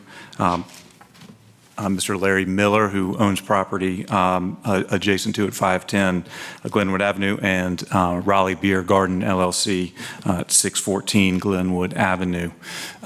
I certainly echo the comments of Ms. Stewart and Ms. Maddox a moment ago, and I would add that reviewing the staff report and the comp plan, the Planning Commission's analysis, it appears clear that the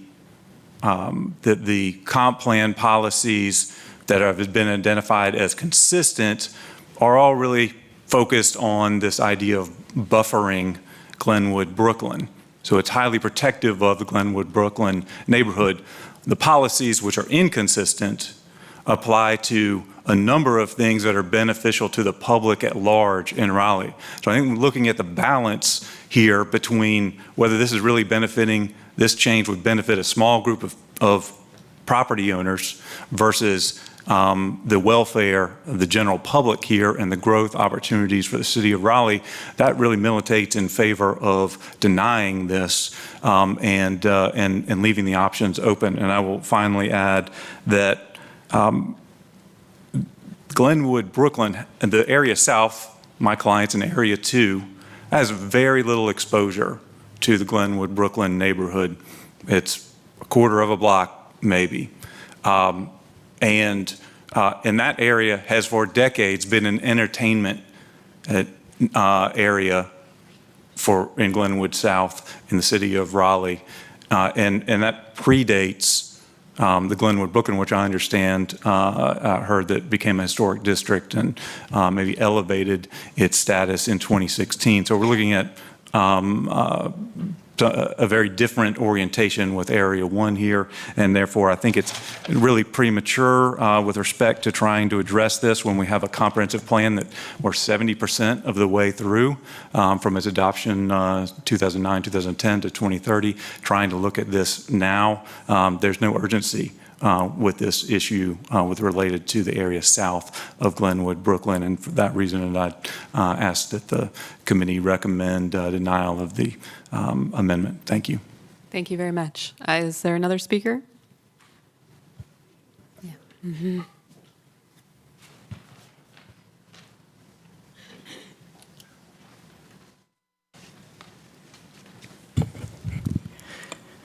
Good afternoon. Glenwood South Neighborhood Collaborative represents residents and businesses located in Glenwood South. A portion of this transition zone would include Glenwood South, part of it. On the West Street part, it impacts the Smoky Hollow Park, which is of significant interest to residents of Glenwood South because it would be the closest green space to us. We are supportive of the planning staff recommendations and the planning commission denial of this request. They had very valid points that they made in their comments, and we would hope that you would follow the lead of the planning commission in denying this.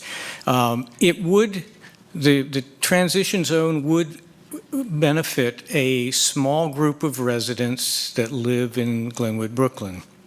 But it would have public interest impact, negative impacts in terms of land use, density, height. There would be, it would limit the ability to create housing near the transit route. It would inhibit the ability to create affordable housing, and it would inhibit planned park development and future redevelopment opportunities in Glenwood South. One of the things that in the original proposal, I don't know if they've abandoned this, they had said that the comprehensive plan made a mistake by not including this area in there. As Mitchell Silver pointed out at the council meeting, that was not the case, and he was said he was involved in that, and it was a deliberate effort not to include that in there. One of the things, and it's not evident that the proposal would even benefit many residents of the Glenwood, Brooklyn neighborhood. As Councilmember Harrison is well aware, many residents of that neighborhood complain about the noise and the spillover effect of parking in the neighborhoods in Glenwood, Brooklyn, caused by the businesses located in Glenwood South. It's ironic that the proposal would have the effect of perpetuating the existing conditions about which they complain. Could I have time to finish? Let me just stop there. So are there any other speakers who are going to speak in opposition who wanted to? I don't think so. We'll add one more minute on the clock, which means those in favor will get one more minute. They would perpetuate the existing conditions about which they complain. By inhibiting the ability to develop these Glenwood South properties, there'd be no opportunity to enclose the nightlife venues or provide structured parking in the Glenwood South neighborhood.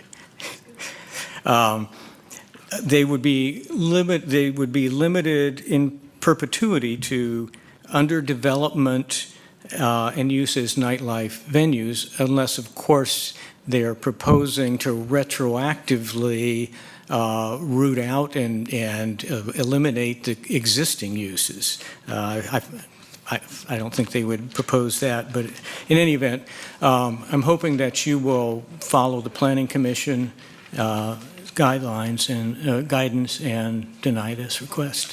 Thank you. So the time that we have left in favor, can you remind me? Minute 54. A minute 54. Roy, would you like to? Yeah.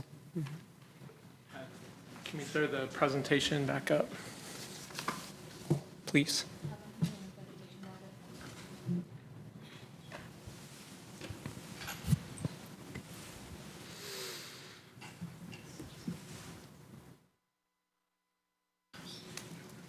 I only have 47 more slides. I think in 2.5 minutes I can get them. That's perfect. Just leave it in the middle there. I'll figure it out. So I think one question was why one more policy, and I appreciate the Morningstar Law Group bringing it up. That was actually the main reason why they were lobbying for additional height, is they said we didn't have a transition zone, and we needed, and that was a reason why they were going forward with their recommendation. So that's why one more policy. We need another hurdle to protect the neighborhood from these requests. The PC analysis, the Planning Commission analysis, they based their denial on the fact that it needed a small area plan, which we have now shown it does not. So that was their main comment. And then the other thing is benefiting the city as a whole. Believe it or not, I have a slide on that. And so really historic transitions in historic neighborhoods benefit the city as a whole. Historic preservation has an entire section talking about advancing all 6 themes and visions of the comprehensive plan. Historic neighborhoods are quoted as having unique, scarce, fragile, distinguishable value. They provide tourism dollars, positive economic impact, property value preservation and stability, economic sustainability, and a livable city. Transition zones are important to the city overall. They provide housing diversity, economic development viability, mixed-use development, sustainability, as they use smaller building footprints and don't require utility upgrades. And they also provide aesthetic appeal and a human scale to the city. This is about Glenwood Brooklyn neighborhood for sure, but it is also about the city and what we're doing around the edges of all of our downtown neighborhoods. There's a quote in here that I could find from a past Planning Commission chairperson that talks about to allow buildings at the edges of downtown and near our historic resources to have maximum height would degrade the value of those historic neighborhoods. Thank you very much.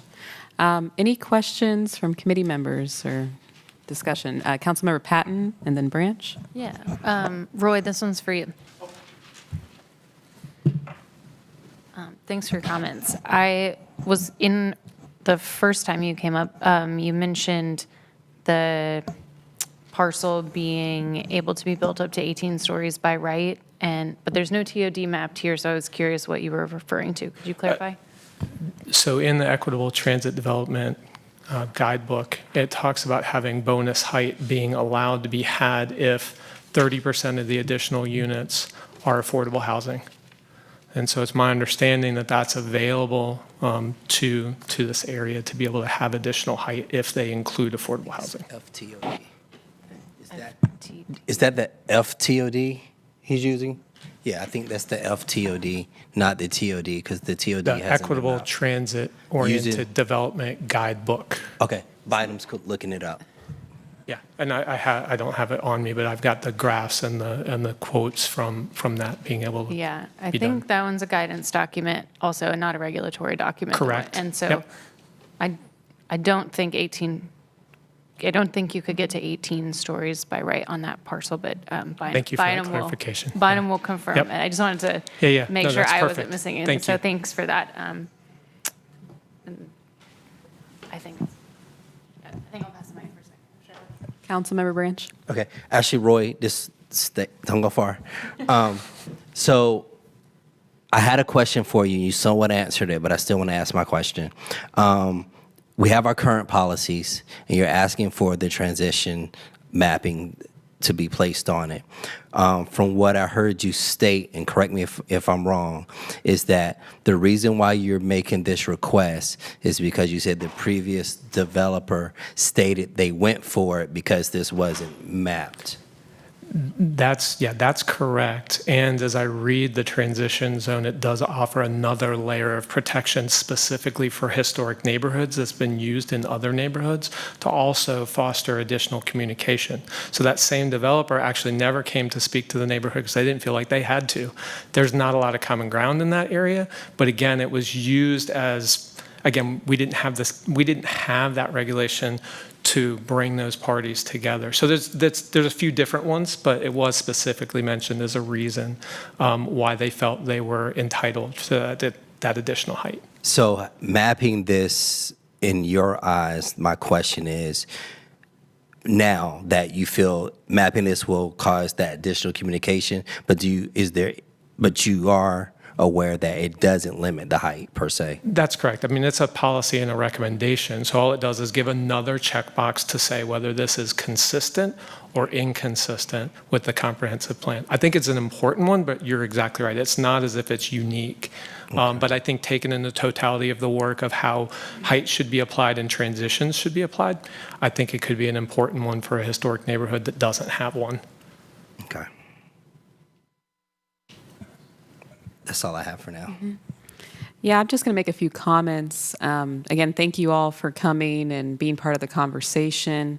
I do recognize when I look at our current, downtown transition areas that there are some neighborhoods that have, a lot of buffer to downtown, at least with this map, and then there are others that do not. And Glenwood Brooklyn is one of those that does not. And we've certainly talked about this neighborhood and this particular area around these transition area ideas because of a rezoning case earlier this year. And so we've done some thinking about it before. In my opinion, I'd like to, or my recommendation is to separate out Area 1 from Area 2. I just have to make sure I say them correctly. Area 1 is north of Peace Street, correct? Confirming. Okay, just making sure. Area 1, I can see the merit in this amendment. Area 2, I have concerns, everything that's south of Peace Street, Glenwood South, because it is currently destination nightlife. We would be recommending that it no longer be so. And I do think that requires an area plan and a greater community discussion. Part of the I guess things that I'm weighing is that, this is a guidance for not directly Glenwood Brooklyn neighborhood. It's guidance for, another street, other streets, folks, who own property in other places. And so I want to be cautious in, making any big changes to the area that are not conducive with existing property owners, the activities that they have. So I'm going to stop there.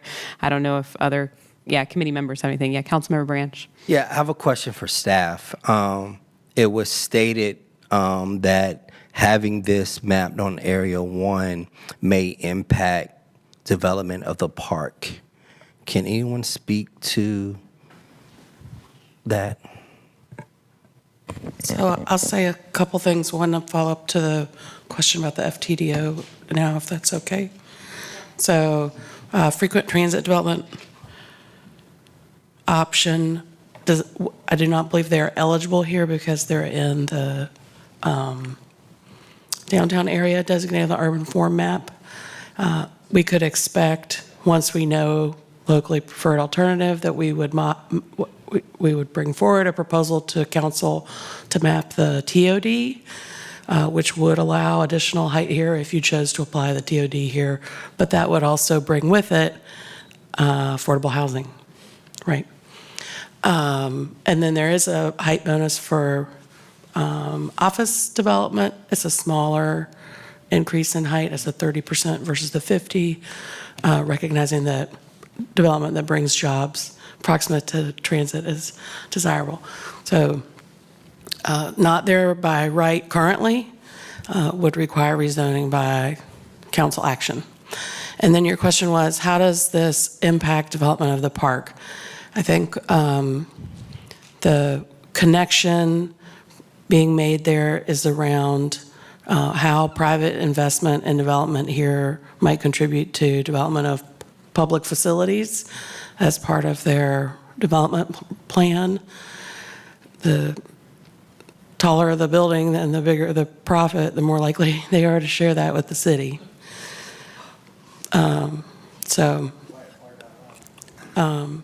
I think that's really the thought there, is that a more profitable project would be more likely to contribute private money to public development.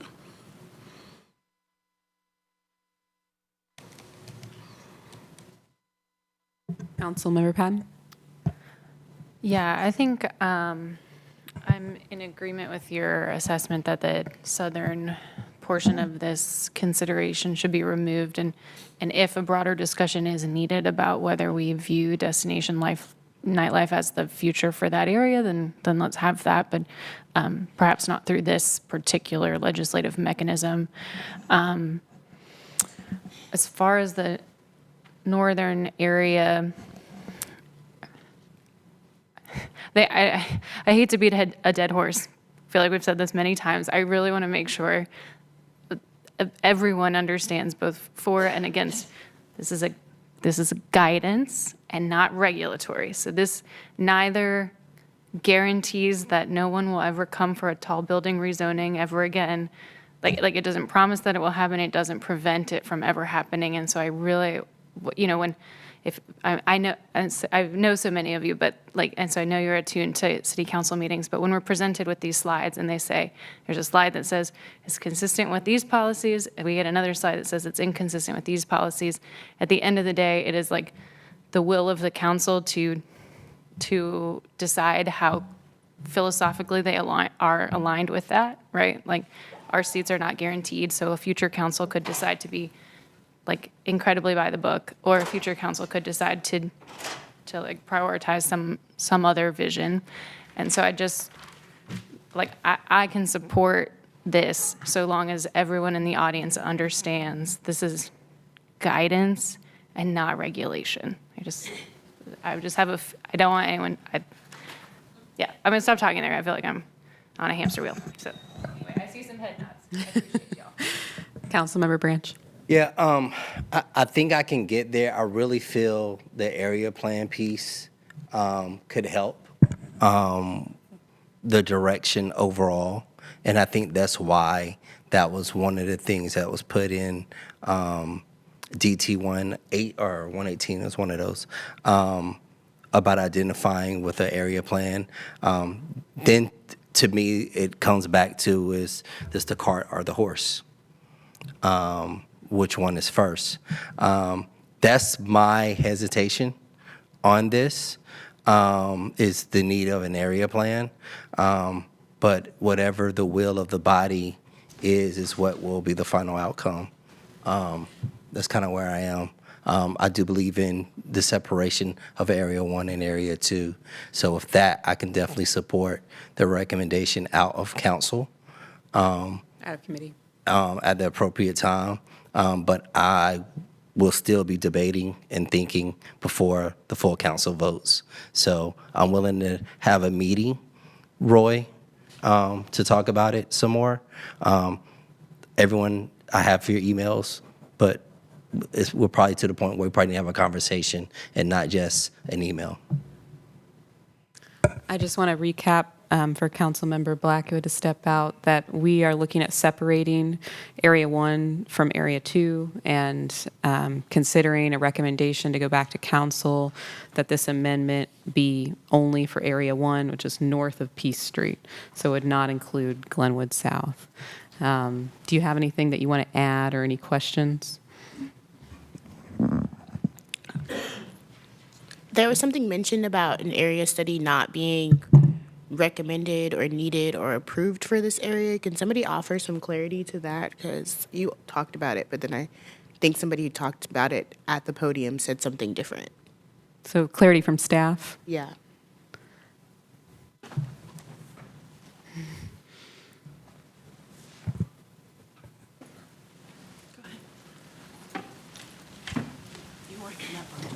What?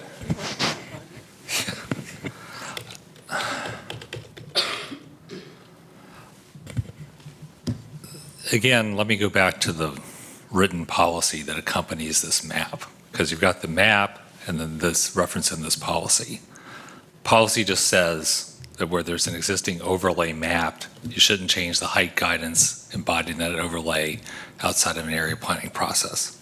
There's no overlay mapped in the area in question, so that language doesn't really apply. I also want to clarify what I said was that this policy does not give any specific recommendations for how many stories you should have. At the time this policy was written, we didn't regulate height and stories because the UDO wasn't adopted yet. It was originally, if you wanted to build a tall building, it was a discretionary process to do it. There was no by right allowance for a 20-story building at the time. So I am familiar with table LU2, which is generally applicable across the city, having drafted the table when it was up for adoption. So I hope that clarifies that staff has no recommendation about an area study here on one way or the other. We just talked about it in the reference of this policy, but it's not really applicable to the area because there's not an overlay map there today.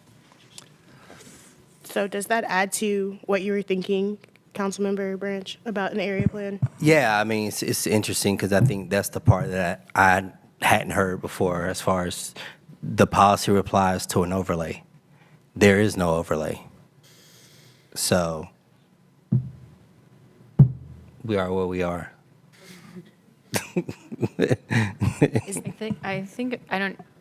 I might be off here, but I think if I can draw a thread from the Planning Commission, I think there was a speaker at the Planning Commission when they heard this who said transition areas should only be newly adopted if in tandem with a small area study. And then, so some of the comments made by the planning commissioners drew on that, and they cited that as their reason for denial. So I don't know if that is helps there a close the thread loop. at this table currently to go outside of the understanding that it usually only happens in overlay districts to do an area study, or is that something that we don't think we would want to recommend? I mean, that's certainly up to this committee. I'll say for myself, I don't think an area plan is needed for, my own viewpoints on this. My recommendation would be that we move forward, bring this back to council to consider recommendation of this amendment for Area 1. But if others felt differently and there was another motion, Yeah, I mean, an area plan takes years. And this area plan to be done, I know at least 2 area plans are in front of it. So I just put that point there. Yeah, it takes a lot of time and resources. I could get behind a motion for Area 1.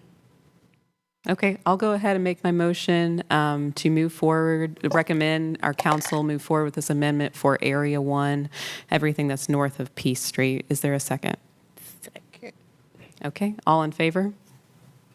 All right, that's unanimous. Thank you, everyone. I believe we are adjourned. Let me just check. Yeah, David? The whole matter was referred to the committee to a date certain, and so this is going to be reported out on February 6th. And then I would suggest adding to your recommendation that council continue the public hearing to another date specific. I mean, it's not, We can have Go on the planning 6th. staff confirm, but I believe that the hearing has already been closed. Yeah, the hearing's closed. okay, if it's closed, then never mind. Okay, good to go? Do I need? Closed, and there's nothing to continue. Okay. Do we have to make any commentary on area 2? There's a vote to approve 1 and deny 2, or can we? Well, I thought you did. Yeah, Was we it did just- in one motion. Mm-hmm. Just one, yeah. Okay, meeting adjourned. Have a good evening, everyone. Good to see you all.